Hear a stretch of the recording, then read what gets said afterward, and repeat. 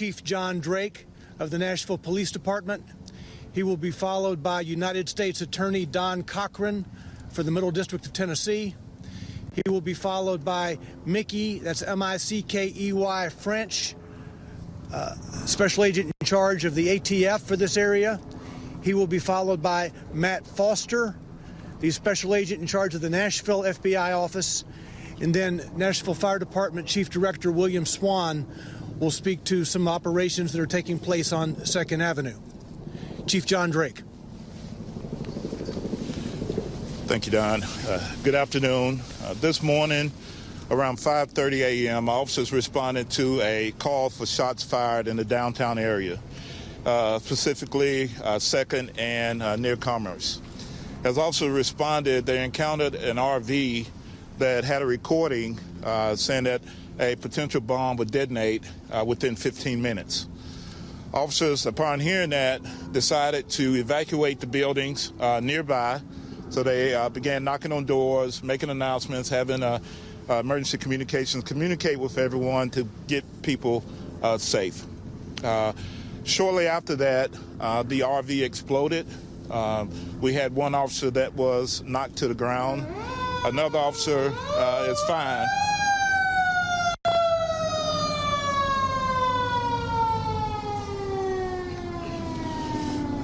Currently, what we have going on now is we have K9 dogs. All of them are out, partnering with Tennessee Highway Patrol, our federal partners, and we're sweeping the downtown area just as a precaution to make sure that everyone is safe and that, any service that needed, we can provide that.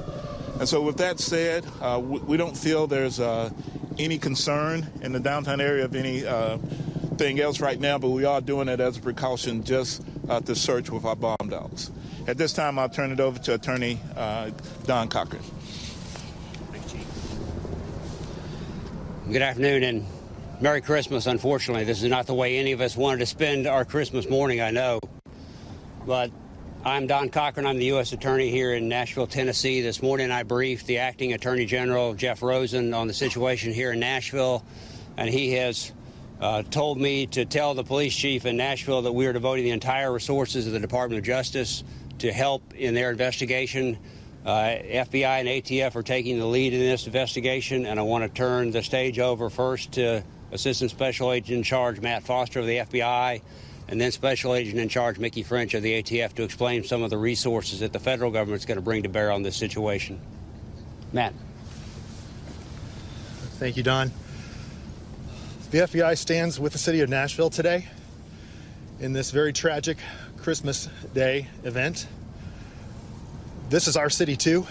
We live here, we work here, and we're putting everything we have into finding who was responsible for what's happened here today.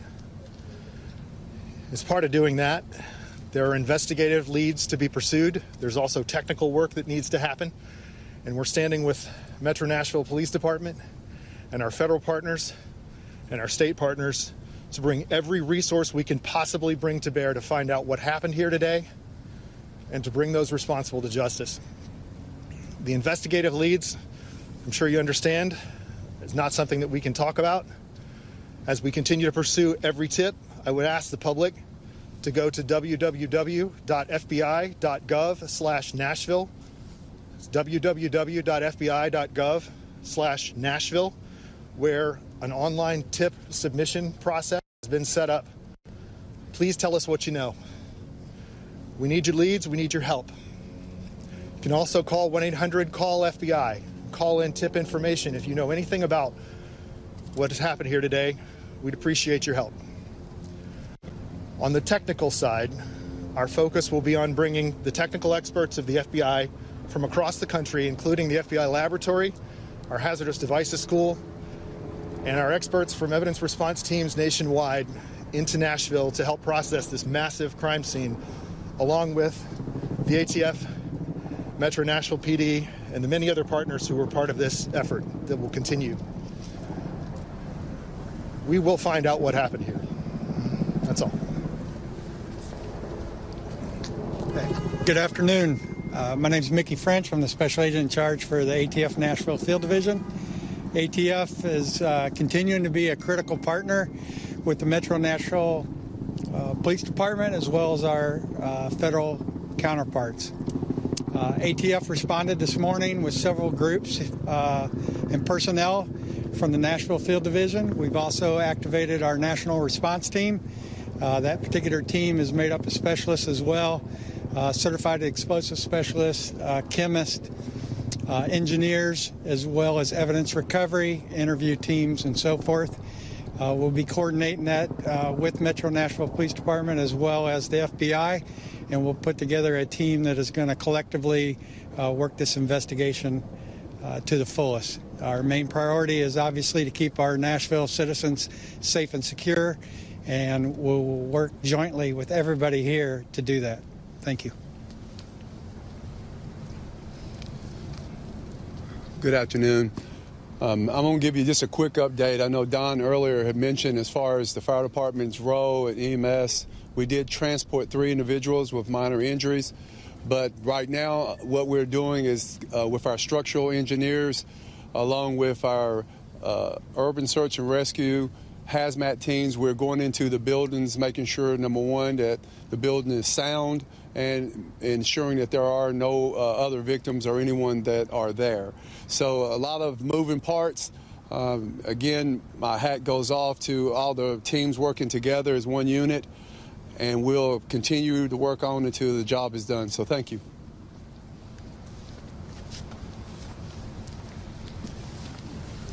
All right, ladies and gentlemen, that's the update as we know it at present. If there is another briefing for this afternoon, we'll let you know.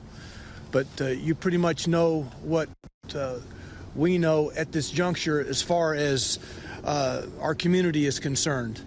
Again, to reiterate, we know of no other imminent danger to the city at this point. The bomb dogs going through the downtown area now are doing that as a precaution. Okay? I can't hear you, Harriet. Do we have a number yet of maybe an estimate of how many buildings have been damaged in this incident? I'll talk with Joseph Pleasant from OEM. I can tell you that several of the buildings on 2nd Avenue have structural damage. Several of them have been damaged, some more than others. But we'll get that for you. I know that, as Chief Swan said, the fire department's looking at those structural issues now to determine any more potential impact. Bottom line, Don, at this point, do you know the target? Do you know the purpose of why this happened? As the FBI said, we will find that out.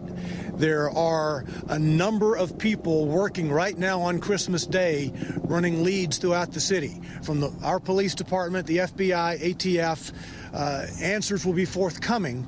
We can't discuss those with you now or exactly what we're looking at, but answers I'm sure will be forthcoming. Don, was there a body found? I have no information about any body being found.